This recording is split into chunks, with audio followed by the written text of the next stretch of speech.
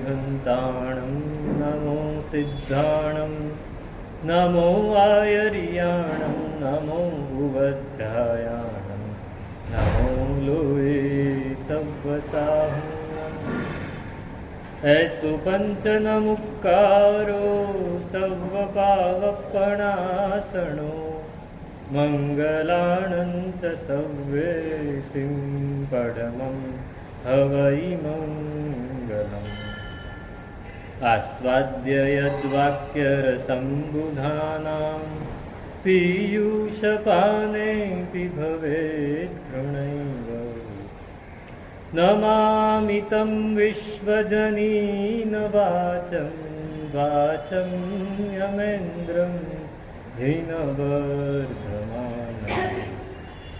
अचिन्त्यचिन्तामणिकल्पशाखिने विशुद्धसद्ब्रह्मसमाधिशालिने दयार्णवायार्थितदायिने सतां नमो नमः श्री गुरुनैमिसूरये नमो नमः श्री गुरुनैमिसूरये नमो नमः श्री गुरुनैमिसूरये।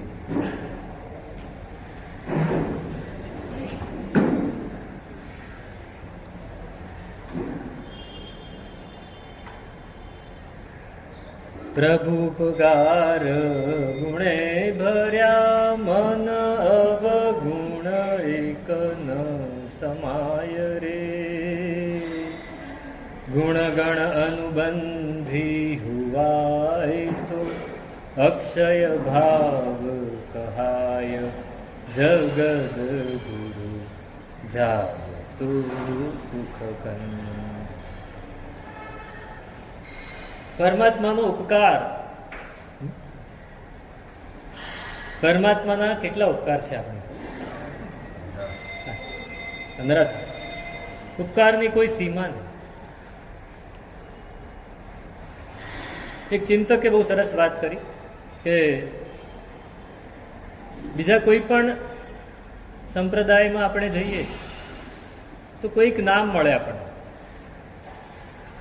વિષ્ણુ છે, વિષ્ણુ ભગવાન છે, શંકર ભગવાન છે કે સ્વામિનારાયણ ભગવાન છે, કંઈ પણ નામ આપણને મળે. જૈન સંપ્રદાયમાં કોઈ નામ નમો અરિહંતાણ, કોઈ વિશિષ્ટ વ્યક્તિ નથી. જે વ્યક્તિ રાગ દ્વેષને જીતીને ઉપર ઉઠી છે એ બધાને નમસ્કાર. આ બહુ મોટી વાત છે. કોઈક વ્યક્તિ વિશેષની વાત જ નથી. અહીંયા ગુણની વાત છે. એટલે એ આ સૌથી મોટો ઉપકાર કે આપણને કોઈ જગ્યાએ બાંધતા નથી. બહુ સરસ વાત કરી એમણે કે આપણે શું બોલીએ છીએ? ચત્તારી શરણમ પવજ્જા અરિહંતે શરણમ પવજ્જા. જો ભગવદ્ ગીતામાં શ્રી કૃષ્ણ શું કહે છે કે મામેકમ શરણમ વ્રજ. એ સામેથી ભક્તને કહે છે કે તું મારા શરણમાં આવ. ભક્તને કાંઈ પડેલી નથી.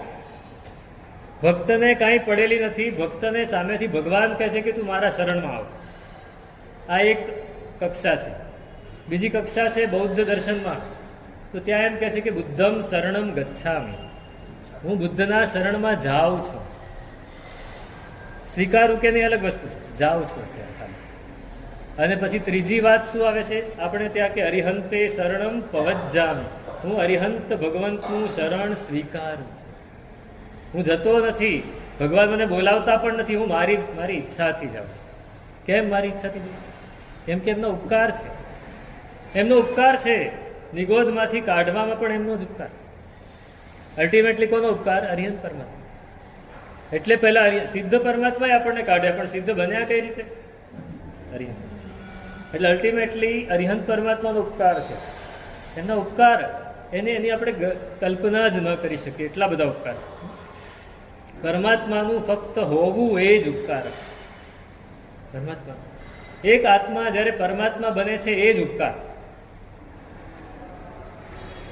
પોતાની તો ઉપકાર છે જ, બીજાની ઉપર પણ ઉપકાર છે. હું જ્યારે મારા રાગ દ્વેષ ઓછા કરું છું ત્યારે આખી દુનિયા સાથેના રાગ દ્વેષ ઓછા કરી. કેટલો મોટો ઉપકાર! આ જ ઉપકાર છે. પરમાત્માએ કેવું કર્યું? પરમાત્માનું હોવું એ જ ઉપકારક છે. સાધુ સંઘમાં હોય એ જ ઉપકાર. એક મહાપુરુષ આપણા સમયના એમણે આ વાત કરેલી કે સાધુ હોય ને એ જ ઉપકાર. આપણે સાધુને કેવી રીતે ઉપકારક માની? સાહેબ બહુ સરસ વ્યાખ્યાન આપે છે. નહીં, એ તો 5% જ થયો ઉપકાર.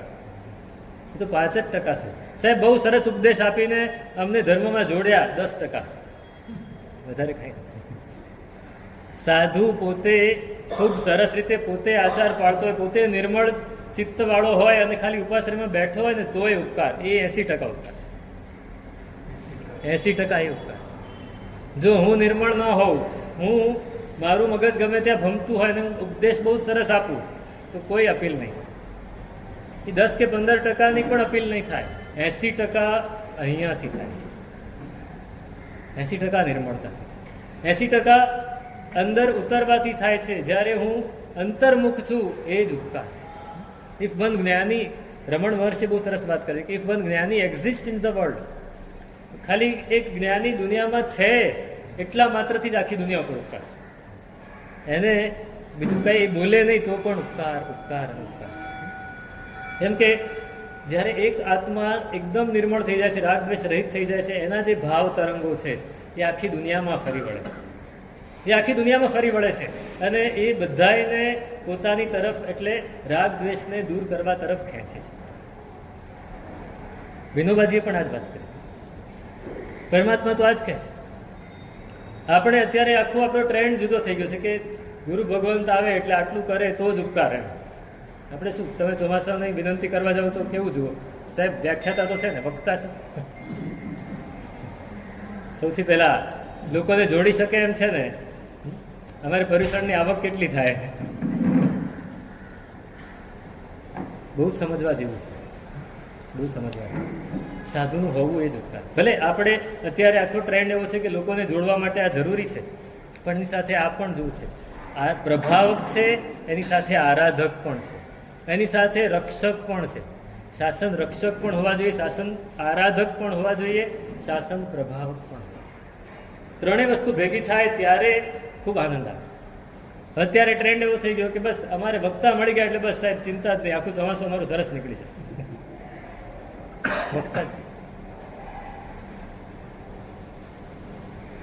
મારા ગુરુ મહારાજની પાસે અમે નાના હતા ને, નાના એટલે હું મારા દીક્ષાના 22-25 વર્ષ સુધી નાનો જ હતો. મારા ગુરુ મહારાજ કે હજી મારા સાધુ નાના છે, નહીં મોકલ્યો. કોઈ કહેવા આવે ને તો ના જ પડે, નહીં મોકલ્યું. મારા સાધુ હજી નાના છે, એને બરાબર મેચ્યોર થઈ જવા દો પછી મોકલીશ. કોઈ પૂછે સાહેબ 5-5 વર્ષમાં સાધુ આવીને વ્યાખ્યાનો તો કરે જ છે, તો એક જ દાખલો આપે કે તમારો દીકરો 12th ભણીને સીધો દુકાને બેસે કે નોકરી લાગે એ સારું, કે આઈટી એન્જિનિયર બને કે ડૉક્ટર બને કે MBA બનીને સરસ વ્યવસ્થિત તૈયાર થઈને પછી નોકરીએ લાગે એ સારું? કયું સારું? આગળ કોઈને તકલીફ હોય તો 12મું ભણીને બી બેસી જાય, કંઈ વાંધો નહીં, પણ પછી આખી જિંદગી એને ખટકો રહે. હમણાં બહુ સરસ એક વાત આવી. ચીનમાં આપણે ત્યાં જેમ નીટની પરીક્ષા લેવાય છે ને, અત્યારે આટલા બધા ગોટાળા થયા. ચીનમાં એક એવી પરીક્ષા લેવાય છે કે જેને ભણવું હોય આગળ એને આ પરીક્ષા અવશ્ય આપવી પડે. એ પરીક્ષા જે આપીને એમાં પાસ થાય એને જ ગ્રેજ્યુએશન ને બધું કરી શકાય, ત્યાં સુધી નહીં. આ પરીક્ષા અવશ્ય આપવી પડે. દર વર્ષે 1,46 લાખ લોકો, 46 થી 50 લાખ લોકો આ પરીક્ષા આપે છે. હું નામ ભૂલી ગયો. એ પરીક્ષા એમાં સમજો કે 10-20% લોકો એવા છે જે 50 વર્ષની ઉંમરે, 55 વર્ષની ઉંમરે, 60 વર્ષની ઉંમરે પણ આવે છે. એના મનમાં ખટકો છે કે અમે આ પરીક્ષા પાસ ન કરી શક્યા એટલે અમારામાં જ્ઞાન નથી, અમે બુદ્ધુ છીએ. પૈસો એટલો છે, અબજોપતિ માણસ. એક અબજોપતિ માણસે હમણાં 35મી વાર પરીક્ષા આપી. કેટલી વાર? 35. એને પૂછ્યું તમારી પાસે આટલા પૈસા છે, આટલું બિઝનેસ તમારો સારો છે, તો કે બધું બરાબર છે, પણ મને ખટકો એ છે કે મારામાં જ્ઞાન નથી. આ જ્ઞાન એ કે જ્ઞાન હોય તો હું જે કામ કરી શકું, એ જ્ઞાન વગર જે કરું એનો કઈ અર્થ જ નથી. તો પરમાત્મા પોતે જ્યારે જ્ઞાન મેળવે છે ત્યારે આખી દુનિયા ઉપર ઉપકાર કરે છે. અને આપણે એ ઉપકારને જોતા જ નથી. આપણને પરમાત્માના કયા ઉપકાર યાદ આવ્યા? પ્રભુ ઉપકાર ગુણે ભર્યા, મન અવગુણ એક ન સમાય. પરમાત્માના ઉપકાર એ ગુણોથી ભરેલા છે, એમાં એક પણ અવગુણ સમાતો નથી. પણ આપણને ક્યાં યાદ આવે? આપણે ગીત ગાઈ લઈએ, ઉપકાર કર્યા તે જે એનો બદલો છે વાળું. પણ ખબર ક્યાં છે? ખબર ક્યાં છે કે ઉપકાર શું કર્યા છે? ગુણે ભર્યા પરમાત્માનો ઉપકાર, પરમાત્માનું ચ્યવન થાય એ શું કહેવાય? કલ્યાણ. કેમ કલ્યાણ? બધાને આનંદ થાય. પરમાત્માનું ચ્યવન થાય એનાથી પણ બધા, પરમાત્માનું આ દુનિયામાં ખાલી અવતરણ થાય એનાથી પણ બધા જ ખુશ સુખી થઈ જાય. કેટલું બધો ઉપકાર. અને જન્મ લેતું સાતે નરકે થયા અજવાળા, થાવર ને પણ સુખકારી, સખી આજ અનુપમ દિવાળી. અમારે રોજ બપોરે દિવાળી હોય. બપોરે 2 વાગે દિવાળી ચાલુ થઈ જાય ઢોલ સાથે. પછી અમારે કેવડાવવું પડે, કમસે કમ ઢોલ તો બંધ કરો. બોલ જોર જોરથી હોય પણ ઢોલ બી જોર જોરથી હોય. તો સાતે નરકે પરમાત્મા જન્મે અને સાતે નરકે અજવાળા થઈ જાય. જે નરકના જીવોને ક્યારેય સુખનો એક કણ પણ ન હોય એને પણ સુખ થાય. આ કેવો મોટો ઉપકાર. પરમાત્મા દીક્ષા લે તો પણ ઉપકાર. પરમાત્માને કેવલ જ્ઞાન થાય તો ઉપકાર જ છે. પરમાત્મા નિર્વાણ પામે તો પણ ઉપકાર. બધી જ રીતે આપણને એમ થાય પરમાત્મા નિર્વાણ પામી ગયા તો શું ઉપકાર? રસ્તો દેખાડ્યો આપણને, ભાઈ આ રસ્તે ચાલો તમે પણ નિર્વાણ પામી જશો. પરમાત્મા નિર્વાણ પામ્યા. પરમાત્માના એક એક કલ્યાણક ઉપકારક. પરમાત્મા દીક્ષા લે ને એની પહેલા શું કરે? વર્ષિદાન.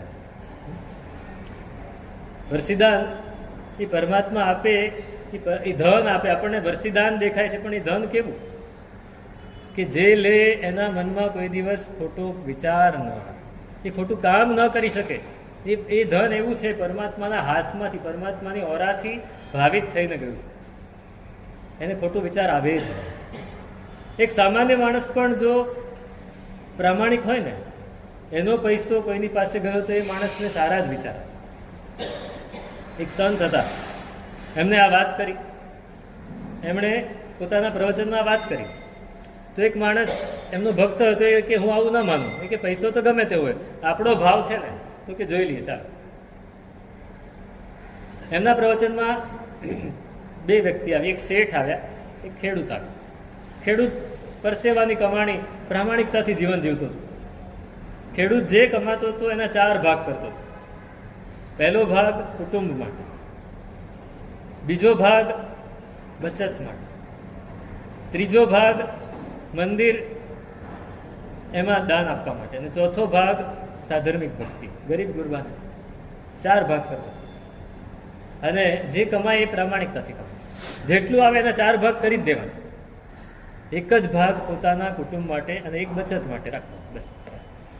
હવે શેઠ હતા એ કરોડોપતિ હતા. સંતે કહ્યું કે આ બંનેની પાસેથી 1-1 રૂપિયો લઈ લો. બંનેની પાસેથી 1 જ રૂપિયો, વધારે નથી લેવો. શેઠ પાસેથી 1 રૂપિયો લીધો, ખેડૂત પાસેથી પણ 1 રૂપિયો લીધો. સંતે કહ્યું એટલે બંને આપી દીધું. પછી 2 ગરીબ માણસો આવ્યા. એક બહુ ધાર્મિક પ્રકૃતિનો પણ સાવ ગરીબ, અને એક માણસ માછીમાર હતો પણ બહુ ગરીબ હતો. એ બંને આવ્યા તો સંતે કહ્યું કે આને આ જે ધાર્મિક પ્રકૃતિનો ગરીબ છે એને શેઠનો રૂપિયો આપો, અને આ માછીમાર છે એને ખેડૂતનો રૂપિયો આપો. એને કહો કે આ રૂપિયો તમને ભેટ આપવામાં આવે છે. બંને જણને આપી દીધો. બંને લઈને ગયા. પેલા ધાર્મિક પ્રકૃતિવાળો ગરીબ માણસ હતો, એના હાથમાં રૂપિયો આવ્યો એટલે રાજીનો રેડ થઈ ગયો કે આજે રૂપિયો. જિંદગીમાં આખો રૂપિયો, ત્યારે રૂપિયો ગાડાના પૈડા જેવો હતો. આપણે ત્યાં એવું કહેવાય કે રૂપિયો ગાડાના પૈડા જેવો મોટો. 1 રૂપિયો હોય તો આખા કુટુંબનું 2-3 મહિનાનું નીકળી જાય, એટલી બધી શક્યતા હતી. એટલે બહુ રાજી થઈ ગયો કે રૂપિયો મળી ગયો, જલસા કરવા દે. આજે તો જલસા કરવા દે. તરત જ ગયો દારૂના પીઠામાં, દારૂ પીધો, થોડા પૈસા ખર્ચી. પછી વધ્યા હતા પૈસા તો જુગારખાનામાં ગયો, જુગાર રમ્યો કે આ પૈસા ક્યારે મળવાના, અને આવું કામ હું ક્યારે કરી શકવાનું, આવી મોજ હું ક્યારે કરી. કાલે મેં કહ્યું ને પેલા 143 પેલા મુલ્લા અને એક માણસ છે ને મરવા પડેલો, તો છેલ્લે ધર્મગુરુ આવ્યા અને એને કીધું કે તે જિંદગીમાં જેટલા પણ પાપ કર્યા યાદ કરી લે, બધાની ભગવાન પાસે માફી માંગવાની છે. તો માફી માંગવાથી શું થશે, તો કે ભગવાન માફ કરી દેશે તો તારા પાપ બધા ધોવાઈ જશે. એટલે પેલો બહુ જોર જોરથી રડવા માંડ્યો. એટલે ગુરુને થયું કે આ રડે છે ને બહુ પસ્તાવો થાય છે કે બહુ પાપ કરે. અરે બહુ તું રડ નહીં, પસ્તાવો નહીં કર. તો કે મને એનો પસ્તાવો નથી કે મેં પાપ કર્યા, મને એનો પસ્તાવો છે કે મેં વધારે પાપ કેમ ન કર્યા, કેમ કે એ પણ ધોવાઈ જાય. જો એની હું માફી માગી લઉં તો એ પણ ધોવાઈ જાય. એટલે માણસની વૃત્તિ કેવી હોય. પેલો દારૂ પીધું, જુગારખાનામાં ગયો, ત્યાં પૈસા કમાયો, ખોટા રસ્તે જતો, જે વિચાર કરે. સાંજ સુધીમાં તો બધું પૂરું કરી નાખ્યું અને લથડતો લથડતો ઘરે આવ્યો અને સૂઈ ગયો. મારામારી થઈ ગઈ, બધું જ થઈ ગયું. એનું તો આ પતી ગયું. ખેડૂત, પેલા માછીમારના હાથમાં રૂપિયો આવ્યો, કોનો હતો? ખેડૂત. પ્રામાણિકતાથી કમાયો. એને બી જિંદગીમાં પહેલી વાર રૂપિયો જોયો.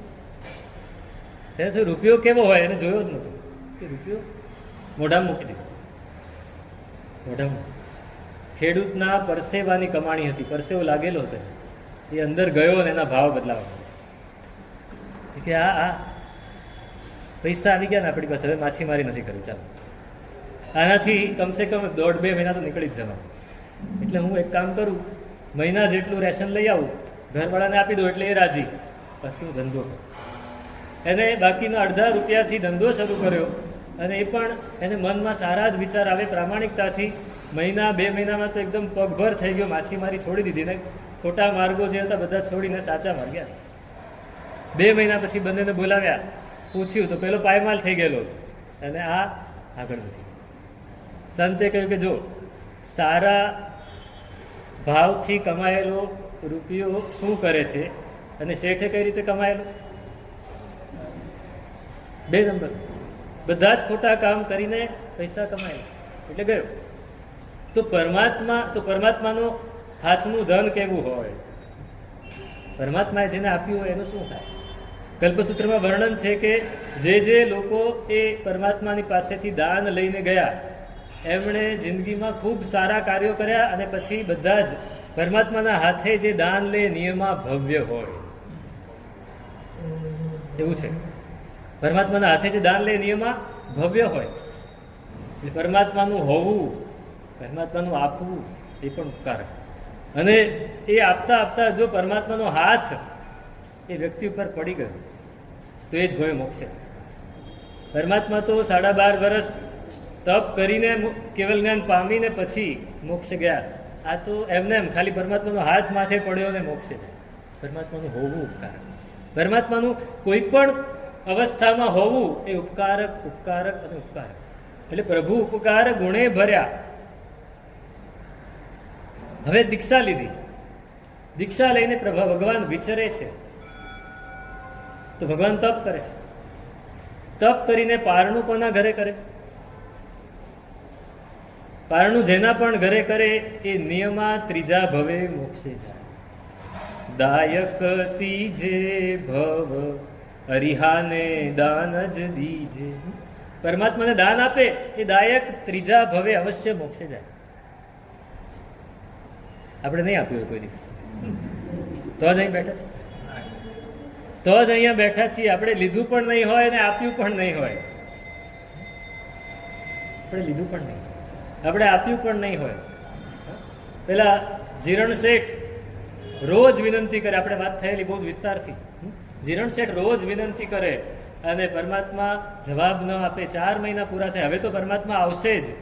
ઉભી શેરીએ જલ છંટકાવે, જાઈ જુઈ ના પગર ભરાવે, મેવા મીઠાઈ થાળ ભરાવે રે મહાવીર પ્રભુ ઘેર આવે. જીરણ શેઠ ભાવના ભાવે રે મહાવીર પ્રભુ ઘેર. એ ભાવના ભાવે છે. પરમાત્માને વિનંતી કરીને ઘરે આવીને બધી જ તૈયારી કરી દીધી, પાણી છાંટ્યું, તોરણ બંધાવ્યા, ફૂલ બધે બિછાયા, સુગંધ આવી જોઈએ, બધી વસ્તુ તૈયાર કરીને રાખી. પરમાત્માને આ વોરાવીશ, આ વોરાવીશ. પરમાત્મા વોરવાના નથી, પણ એનો ભાવ કેટલો છે, એનો ભાવ કેટલો છે. અને પરમાત્મા નીકળ્યા બરાબર બપોરનો સમય, ત્રીજો પ્રહર, અને પરમાત્મા ક્યાં પહોંચ્યા? અભિનવ શેઠ. હવે આ નામ પણ બહુ સરસ આપે. એક જીરણ શેઠ એટલે જૂનો, અને અભિનવ એટલે નવ. પેલો જૂનો એટલે રોયલ, જેને 7 પેઢીથી જેની પાસે ધન છે ને એને એ જીર્ણ શેઠ છે. અને અભિનવ એ નિયોરિત છે. નિયોરિત ગર્ભ શ્રીમંત હોવું એ પણ એક જુદી વાત છે. અત્યારે આ રોલ્સ રોયસ ગાડી જે મળે છે ને, એની કંપની બદલાઈ ગઈ, બીજાએ ખરીદી લીધી. પણ રોલ્સ રોયસ ગાડી જ્યારે પહેલા વેચાતી તો જે 7 પેઢીથી ધનિક હોય એને જ વેચે. બધું પૂછે કે જે 1-2 પેઢીથી ધનવાન હોય એને નહીં વેચે કે તને એ ગાડી સંભાળતા નહીં આવડે. આ ગાડી રોયલ છે, રોયલ માણસ જ એને સંભાળી છે. આ ધર્મ પણ એવો જ છે, રોયલ છે. તો જીરણ શેઠ એટલી ભાવના ભાવે પરમાત્મા પહોંચી ગયા. પરમાત્માને ખબર છે, પરમાત્માને ખ્યાલ છે કે આ મારી માટે આને બધું કર્યું છે. એટલે પરમાત્મા ત્યાં વરવા ન ગયા. વરવા ન ગયા. ગયા ક્યાં? અભિનવ શેઠ. અભિનવ શેઠ બરાબર બપોરનો સમય જમીને થોડો આરામ કરીને પોતાની દુકાને, ઓફિસે કે પેઢીએ જે છે એમાં જવા માટે નીકળ્યો છે. અને પરમાત્મા પહોંચ્યા. પેલો આમ ઉપરથી નીચે ઉતરે છે અને જોયું કે કોઈક આવ્યું છે માગણ. એને ક્યાં લેવા દેવાથી, કોણ છે એને કઈ જોયું જ નહીં. એને તો મેં કાલે કહેલું ને, 3 વાહણ છે, એક ધનનું, એક યશનું અને એક વિષય કામનું. ધન, યશ અને કામ, નામ અને કામ, એને એ જ દેખાય છે. માણસને પૈસો જ દેખાય, મની માઇન્ડેડ છે. એને બસ હમણાં જ જાઉં ઓફિસ, દુકાને, એને ધંધો કર્યો એટલે એને બૂમ પાડી, પણ છે એમ સારો માણસ, એમ મનનો સારો માણસ છે. પોતાની દાસીને બૂમ પાડી, એ સાંભળે છે, હા સાહેબ, હા શેઠજી શું થયું? તો કે જો આ કંઈક માગણ આવ્યો છે, જે પડ્યું હોય આપી દે છે. આપવાની તો વાત કરી, આપવાની તો વાત કરી, એટલું તો એનું કર્તૃત્વ છે. પરમ દિવસે તે દિવસે મારા સાહેબે કહેલું ને કે હાથીને માખી, એટલું તો એનું કર્તૃત્વ છે. એને એટલો તો ભાવ છે કે આપવું જોઈએ, એટલાથી પણ એને ઘણો ફાયદો થયો. અને પેલી દાસી તરત જ નીચે આવી, ભગવાનને કહ્યું પધારો, ભગવાનને અંદર લઈ ગઈ. બધું જ રસોઈ બધી પૂરી થઈ ગઈ છે, ઢાંકો ડૂબો થઈ ગયું, વાસણ ધોવાઈ ગયા, બધું જ પૂરું થઈ ગયું છે. સાંજની રસોઈ બને ત્યારે અત્યારે શું આપવું? તો ભેંસને ખવડાવવા માટે અડદના બાકડા રાખ્યા છે, ઢાંકીને, બાફેલા. અડદને બાફીને એને બાકડા કહેવાય. અત્યારે આપણે બધું એ બધું ખાતા નથી, ભેંસ જ ખાય ને. તો એ અડદ બાફેલા રાખ્યા છે. એને વિચારે, એને યાદ આવ્યું કે આ આપી શકાય. એ જમાનામાં આવું બધું જ વરાવત. કાંઈ ન હોય ને તો બોર હોય ને, બોર, એના ચૂર્ણ હોય, એ ચૂર્ણ પણ વરાવે. એનાથી પણ પરમાત્માએ પારણા કરેલા છે. એકલા બાફેલા ચણા હોય, બાફેલા અડદ હોય, આવું કાંઈ પણ એક વસ્તુ મળી જાય. કોઈકના ઘરે ખીર પણ મળી જાય, કોઈકના ઘરે એકલું ઘી પણ મળી જાય. એક જ વસ્તુ લઈને પરમાત્મા પારણા, અને પછી પાછા 4 મહિનાનો ઉપવાસ. કેવી ક્ષમતા હશે કે આટલું મળી ગયું એટલે બસ. તો એ દાસીએ એ કાઢ્યું અને પરમાત્માને ધર્યું. પરમાત્મા હાથમાં જ લેવાના હતા. પરમાત્માએ જોયું નિર્દોષ છે, એકદમ નિર્દોષ છે, કોઈ આમાં કોઈ જ દોષ લાગેલા નથી. 42માંથી પરમાત્માએ હાથમાં હાથ ધર્યો, પેલી નાખી દીધું. પરમાત્મા ત્યાં જ ઉભા વાપરી. દાસી ને ફાયદો થઈ ગયો. ત્રીજા ભાવે દાસી, ત્રીજા ભાવે શેઠને 12.5 કરોડ સોનૈયા મળે. 12.5 કરોડ. પરમાત્માએ 4 મહિનાનું પારણું કર્યું એટલે પંચ દિવ્ય પ્રગટ્યા. સુગંધી પાણીની, સુગંધી પુષ્પોની વૃષ્ટિ થઈ, વસ્ત્રની વૃષ્ટિ થઈ, 12.5 કરોડ સોનૈયા વરસ્યા અને અહોદાનમ દેવદુંદુભી વાગે. 5 દિવ્ય પ્રગટ્યા. એટલે દાસીને ત્રીજા ભાવ લાગશે. એનો ભાવ બદલાઈ ગયો કે મેં અમને આપ્યું. પરમાત્મા દાન આપવાથી શું ફાયદો થાય? દાન આપવાથી આપણે દાન આપીએ તો દાન લેનારને ફાયદો થાય, એ તો અલગ વસ્તુ છે. દાન આપનારને વધારે ફાયદો થાય. દાન જ્યારે આપીએ છીએ ત્યારે સાધુ જો આપણું દાન સ્વીકારે તો આપણને આપણી ઉપર ઉપકાર કરે છે, આપણા દાનાંતરાયનો ક્ષયોક્ષમ કરે છે, એના લાભાંતરાયનો ક્ષયોક્ષમ છે આપણા દાનાંત. અને બીજી વાત કે એ વાપરશે, વાપરીને શું કરવાના? પરમાત્મા સાધના, અપ્રમત્ત ભાવે સાધના કરવાની. એ સાધનાનો ભાગ પેલી દાસીને મળશે, એટલે દાસી ત્રીજા ભવે મોક્ષ જશે. એમને મોક્ષ દાસીને એ ભાગ એમને મળશે. દાસી 12.5 કરોડ સોનૈયા વરસ્યા એટલે લોકો દોડ્યા. પેલો શેઠ જતો તો ઓફિસે, શેઠ જુઓ તમારે ત્યાં શું થયું? તો કે શું થયું? મારે મોડું થાય છે. મોડું શું થાય? જુઓ ઘરે જઈને, ત્યાં 12.5 ત્યાં સોનાનો વરસાદ થયો છે. હે ઓલા આવ્યા હતા ને તમારા ઘરે, એને દાન આપ્યું ને દાસી. શેઠને શું થાય? દોડ્યો સીધો, ગાંડો થઈ ગયો આ જોઈને કે 12.5 કરોડ સોનૈયા, જિંદગીમાં આટલા જોયાનું. બધું જ ભેગું કરી લીધું. દાસીને શું આપ્યું હશે? કાંઈ નહીં આપ્યું. એ દાસી એટલે, એ જમાનામાં દાસી એટલે ગુલામ, વેચાયેલી હોય, એને કોઈ પગાર પણ ના મળે, એના ઘરમાં રહે એટલો એનો ઉપકાર, બસ. બાકી એને કાંઈ જ ના. પણ ભગવાને જોયું જ નથી. ભગવાન કોઈ દિવસ અવધિ જ્ઞાનનો ઉપયોગ મૂકતા જ નહોતા. એમ જ કે ભગવાને ત્યાં નહોતું જવું. ભગવાનને ખબર હતી કે આ રોજ વિનંતી કરીને ગયો છે તો એ તૈયારી કરશે, એટલે નિર્દોષ નહીં, એટલે ગમે તેના ઘરે જવાનું. અને એ લોટરી દાસીને લાગી. શેઠ લઈને ગયો, દાસી ત્રીજા ભવે મોક્ષે જશે. જીરણ શેઠને દેવદુંદુભી સાંભળ્યા એટલે આપણે આ વાત થઈ હતી કે એ પોતે ભાવધારામાં કે પરમાત્મા આવશે, હું પરમાત્માને વોરાવીશ, પરમાત્મા વાપરશે, એનો ભાગ મને મળશે.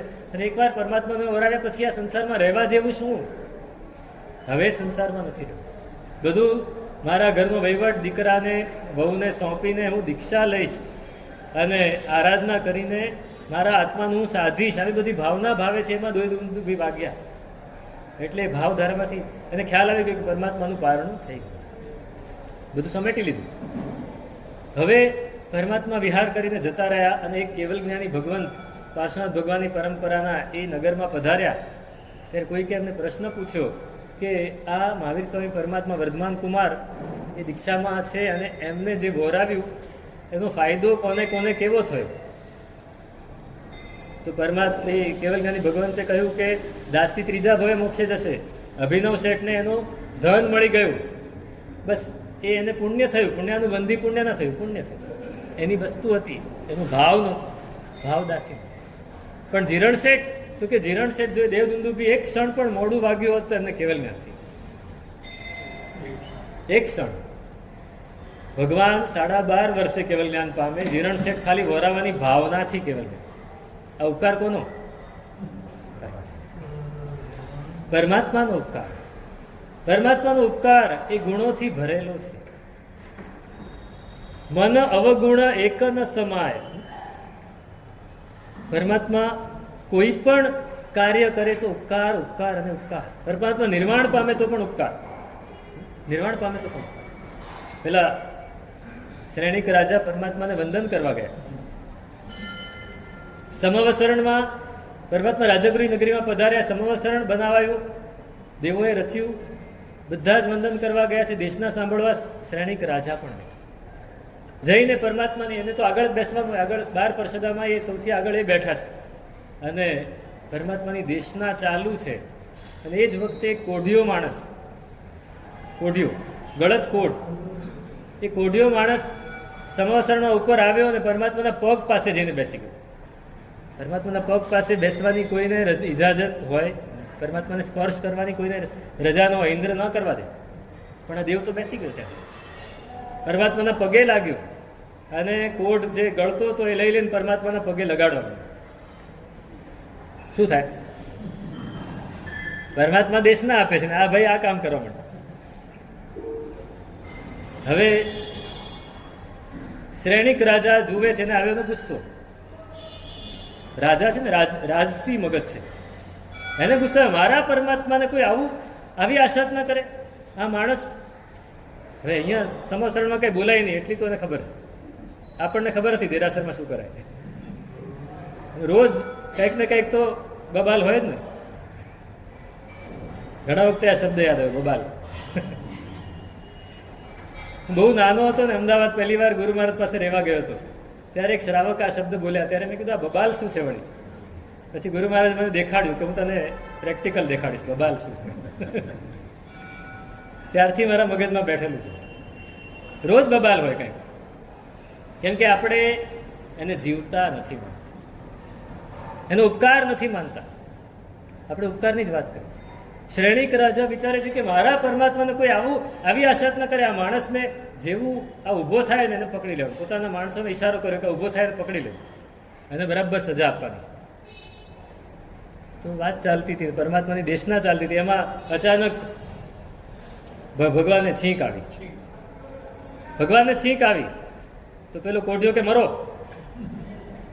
તમે મરો, મરી જાવ. શ્રેણીક રાજાને છીંક આવી તો કે તમે જીવો. અભય કુમારને છીંક આવી તો કે મરો કે જીવો. કાલ સૌકરિક પણ બેઠેલો, એને છીંક આવી તો કે તું જીવ, તારે મરવાનું નહીં. તું જીવે તોય ખરાબ ને મરે તોય ખરાબ, બે ખરાબ. હવે ભગવાનને મરો એમ કીધું એટલે એક તો આ આશા જ ન કરે પાછો આવું બોલે છે. હવે તો આને બરાબર સજા આપવી પડે. શ્રેણીક રાજા એટલે થોડી વાર છે પેલો તો ઉઠ્યો, એટલે પેલા માણસોને ઈશારો કર્યો. પેલું બહાર નીકળવા જાય, પેલા પકડવા જાય ત્યાં તો અલોપ અદૃશ્ય થઈ ગયું. શ્રેણીક રાજા જોતા રહી ગયા, આ ગયો ક્યાં?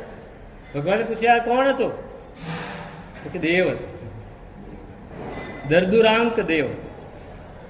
તમારા નગરમાં નંદ મણિયાર હતો, શ્રેષ્ઠી હતો, શ્રાવક હતો અને ખૂબ બાર વ્રતધારી હતો. એક દિવસ એને ઉપવાસ કરેલો કૌશદ કરીને, અને એમાં ગરમી બહુ હતી તો રાત્રે તરસ લાગી. તરસ લાગી તો હવે પાણી તો પીવાય નહીં, પણ વિચાર કોનો આવે? આપણે તરસ લાગી તો આખી રાત પાણીનો જ વિચાર, પાણીનો જ વિચાર. એટલે પાણીનો વિચાર બહુ આવ્યો અને એણે વિચાર્યું કે કાલે સવારે પારણું કરીને જો મને આટલી તરસ લાગે તો લોકોને કેટલી લાગતી હશે. મારે એક વાવડી બંધાવી છે એટલે બધા એને એ પાણી ઉપયોગમાં આવે. શ્રાવક કોઈ દિવસ આવું કામ કરે નહીં. આમાં હિંસા ઘણી છે, આરંભ સમારંભ છે. આ કરે નહીં પણ એને ભાવ સારા, પણ એને આવું વિચારી લીધું. વાવડી બનાવરાવી. બીજા દિવસે નક્કી કર્યું, માણસોને બોલાવીને સરસ મોટી વાવડી, અને વાવડી ઉપર એને એટલો બધો રાગ થઈ ગયો કે હવે પેલું જે 12 વ્રત લીધેલા સામાયિક ઔષધ એ બધું ભૂલીને રોજ વાવડી પાસે જઈને બેસે અને ત્યાં ઠંડો પવન આવે એટલે આનંદ આવે. એ વાવડીના જ વિચારમાં એક દિવસ આયુષ્ય પૂરું થઈ ગયું ને એમાં જ મરીને દેડકો થયો. 12 વ્રત લીધેલા એ બધું નકામ, દેડકો બન્યો.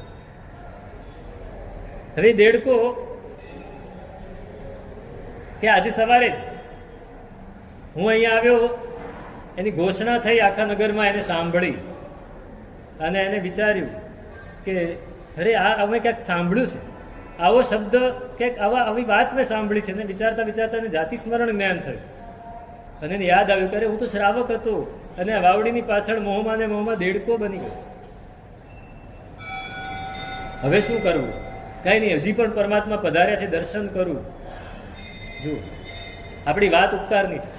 પરમાત્માના દર્શન કરવાનો એનો ભાવ, અને દર્શન કરવા માટે દેડકો નીકળ્યો છે. પરમાત્માના સમોસરમાં બધા જ જાય. દેડકો નીકળ્યો છે રસ્તામાં અને શ્રેણીકને ભગવાન કહે છે કે તારા જ ઘોડાના પગ નીચે આવી ગયો અને મરી ગયો. ભાવ શેનો હતો? પરમાત્માના દર્શન કરવા. અને મરીને દેવ થયો, દર્દુરાંક દેવ થયો. એ આ દેવ આવેલો અને એણે આ કર્યું. તો પણ એને આવું કેમ બોલ્યા કે તમને છીક આવી તો મરો? તો કે હું મરું પછી મને આ બધું જ છોડીને શાશ્વત સુખ મળવાનું છે, એટલે એના માટે એને મને મરો, નિર્વાણ મળવાનું છે. એ હું નિર્વાણ પામું તો પણ બધાને ઉપકારક થશે અને મને તો ઉપકારક જ છે. એટલા માટે એને મને કહ્યું મરું. તો મને એને કેમ કહ્યું જીવો? તો કે તું મરીને નરકે જવાનું, એટલે તું નરકમાં જાય તો દુઃખ જ છે, એટલે ત્યાં નહીં, તું જીવ તો સારું છે. અભય કુમારને કેમ આવું કહ્યું? તો કે જીવે તો પણ ઉપકાર, એ મરે તો પણ સર્વાર્થ સિદ્ધમાં જવાના છે દીક્ષા લઈને.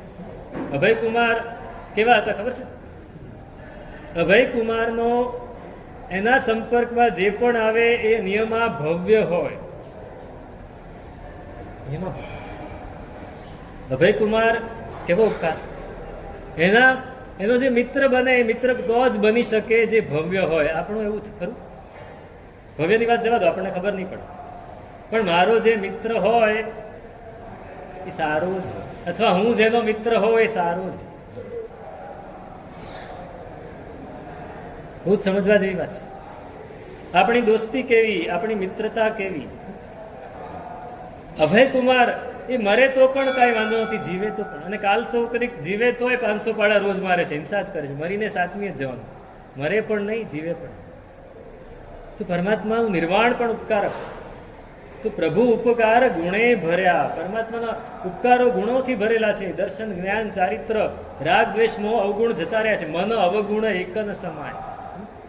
પરમાત્માનું ઉપકારના ગુણોથી મારું મન એવું ભરાઈ ગયું છે કે અવગુણ એક પણ સમાતો નથી. એવું બને ખરું?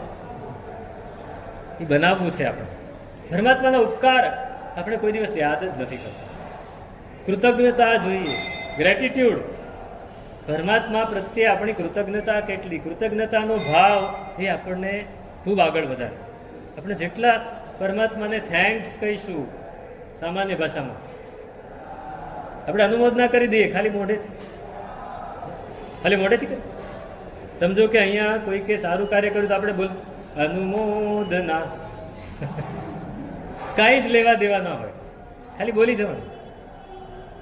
દિલથી ખાલી અંદરથી આપણને એટલો ભાવ થાય કે બહુ જ સારું કાર્ય કર્યું તો મોટી અનુમોદના છે. બોલવાની જરૂર નથી. આપણે બોલીને ખાલી બસ ટાઈમ પાસ કરી નાખીએ છીએ.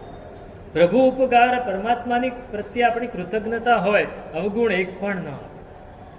પરમાત્માના ઉપકાર, એના ગુણ એના મગજમાં, મારા હૈયામાં એવા ભરાઈ ગયા છે, અવગુણ એક પણ ના સમાય. અવગુણ તો કેટલા ભરેલા છે. પ્રભુજી મુજ અવગુણ મત દેખો. મારા અવગુણ ના જુઓ. એ તો ક્યાં જુએ છે? આપણે જોવાના છે. એ તો જોતા જ નથી. એ તો ગુણ જ જુએ છે. એ તો એમ જ જુએ છે કે આ પણ આવતીકાલે મારી પાસે આવીને બેસવાનું છે. પરમાત્મા આપણામાં શું જુએ છે? પરમાત્મા આપણું આત્મ સ્વરૂપ જુએ છે. અનંત જ્ઞાન, દર્શન, ચારિત્ર જુએ છે. ને આપણે અવગુણ જ જોયા કરીએ. આપણી દ્રષ્ટિ કેવી? બસ આ એક લીટી ઉપર જ આપણે ચલાવવું છે. પ્રભુ ઉપકાર ગુણે ભર્યા, મન અવગુણ એક ન સમાય. અવગુણ એક પણ ન સમાય. 4 મિત્રો ભેગા થયા, નાનપણના મિત્રો, ખૂબ દોસ્તી, એકદમ જોરદાર. પણ યુવાની આવે, ભણતર પૂરું થાય પછી બધાય પોતપોતાના કામે લાગે. આપણા બધાના ઘણા મિત્રો એ ક્યાંય રહેતા હશે આપણને ખબર નહીં હોય.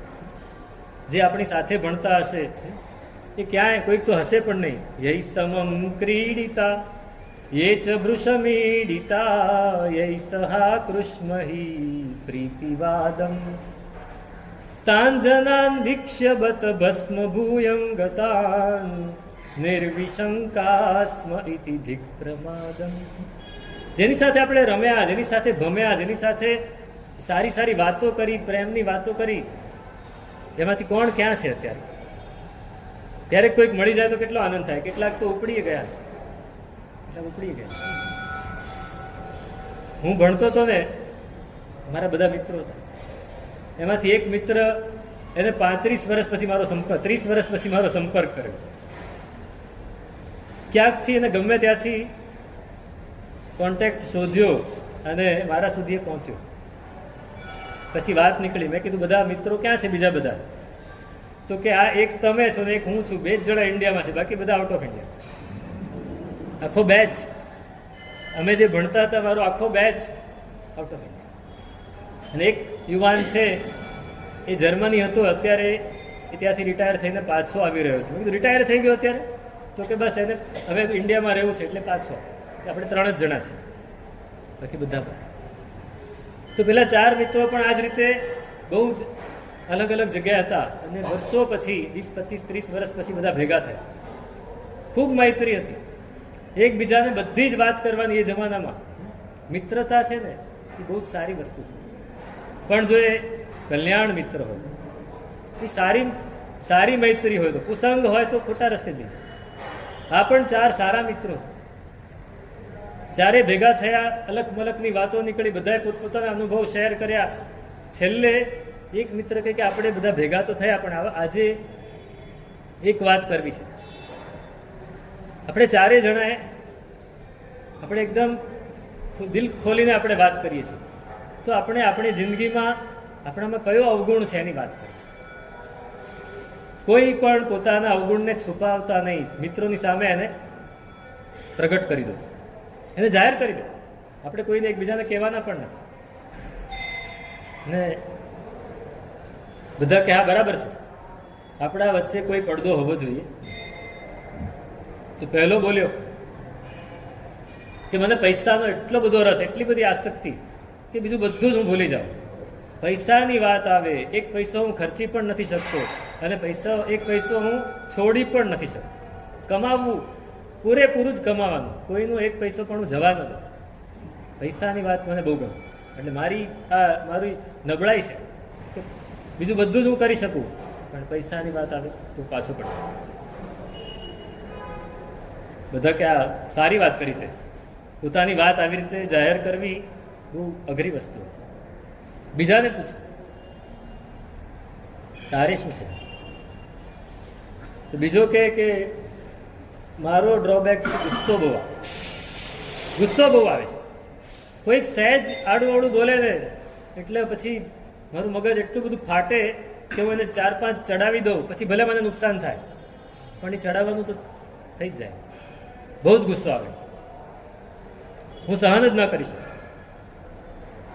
કે અને પણ પોતાની વાત કરી.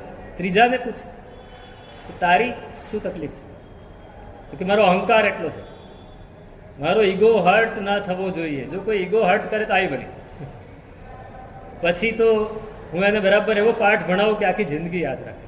મારો ઈગો કોઈ હર્ટ ના કરી શકે. 3 જણાએ વાત કરી, ચોથો ઉભો થઈને ભાગવા માંડ્યો.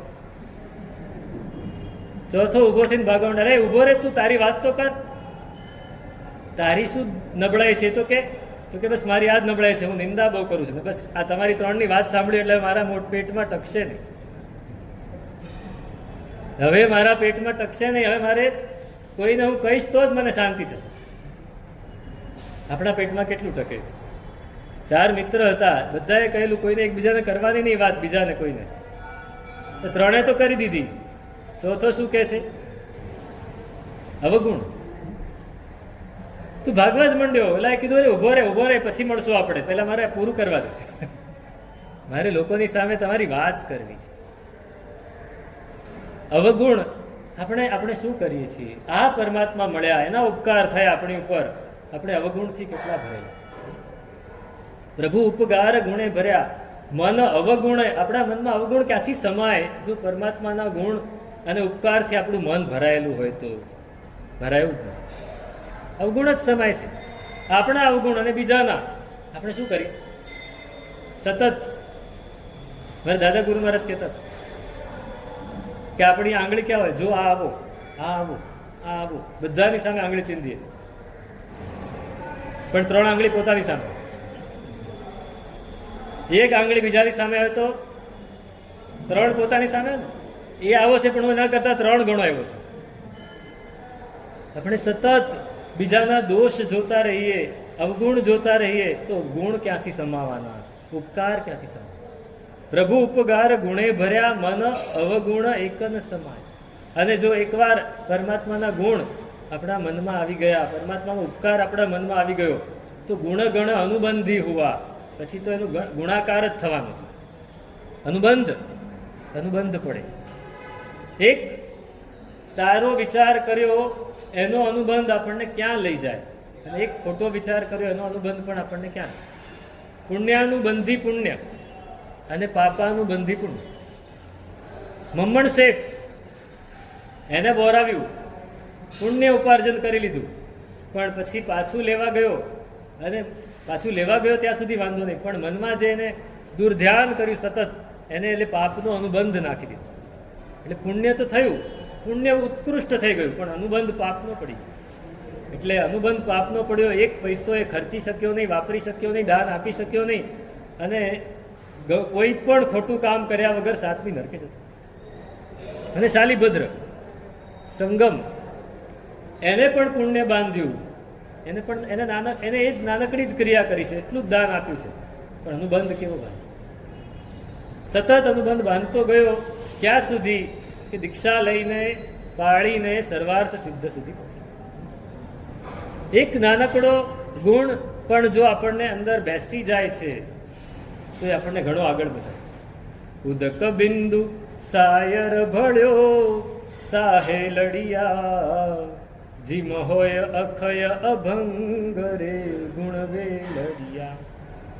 વાચક જસ કહે પ્રભુ ગુણે સાહે લડિયા, તીમ મુજ પ્રેમ પ્રસંગ રે ગુણ વેલડિયા. એક પાણીનું ટીપું છે, એ ગરમ લોઢી ઉપર પડે તો શું થાય? છમ કરીને ઉડી જાય,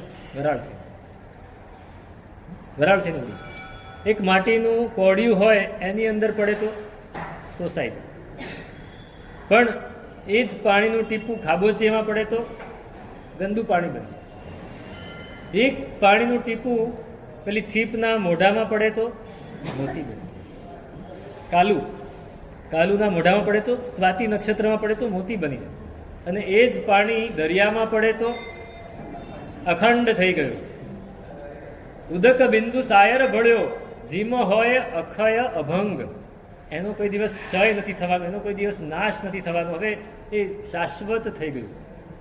કારણ કે એક પાણીનું ટીપું, એ સમુદ્રમાં કેટલા ટીપા હોય? ગણના જ નહીં. એ બધા ટીપામાં પ્રસરી ગયું.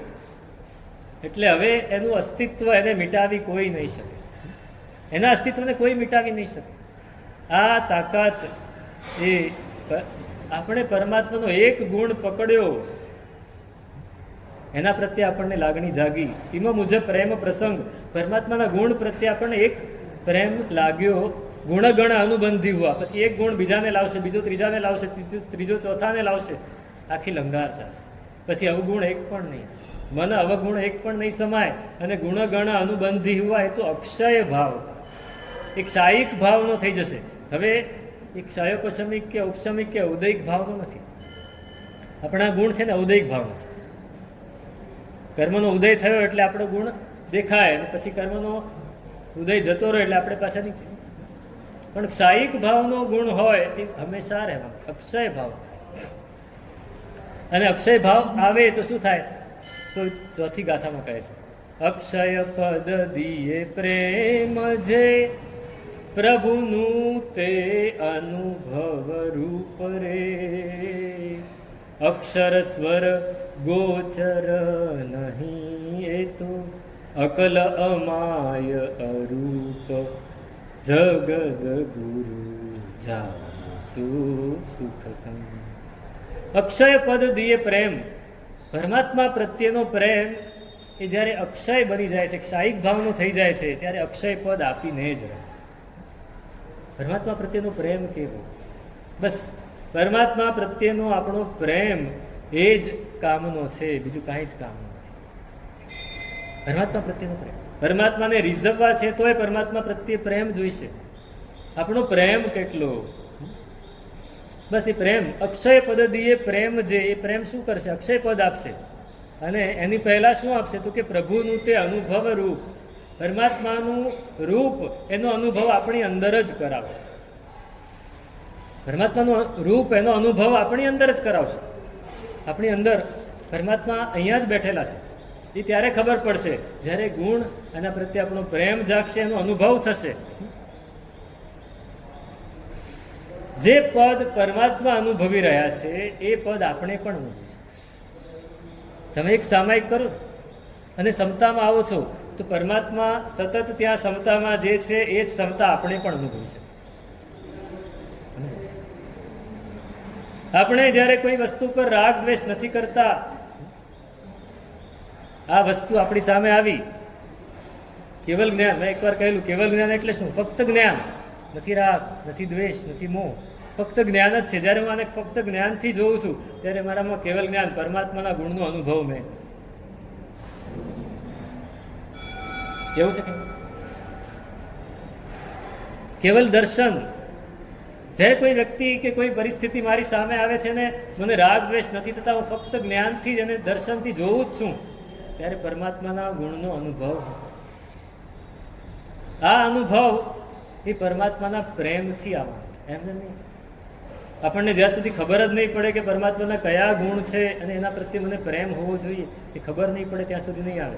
એટલે અક્ષય પદ દિયે પ્રેમ જે પ્રભુનું તે અનુભવ રૂપ રે. અને કેવું છે તો કે અક્ષર સ્વર ગોચર નહીં.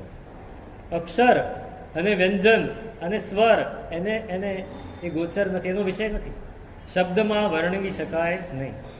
4 પ્રકારની વાણી છે ને, આપણે વાત થયેલી. પહેલી વૈખરી, બીજી મધ્યમાં, ત્રીજી પરા અને ચોથી પશ્યંત. વૈખરી વાણી જીભથી જ બોલે, આપણે જીભથી જ બોલીએ.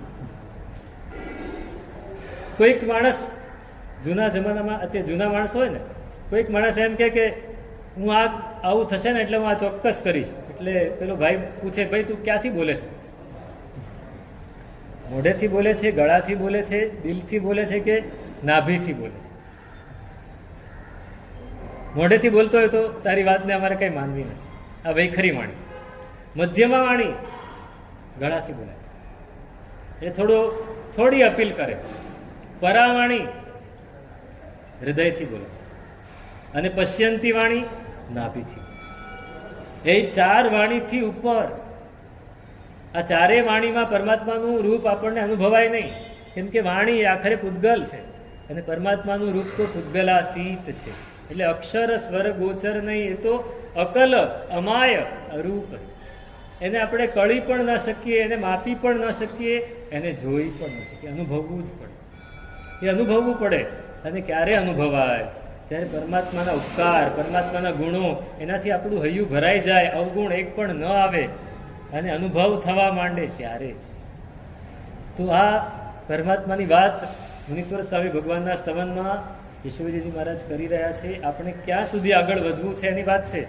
હવે એ પરમાત્મા કેવા છે, હજી પણ એમના ગુણોનું વર્ણન છેલ્લી ગાથામાં કરે છે, એની વાત વિચારીશું. શું સ્વરૂપે અગ્રે અધિકાર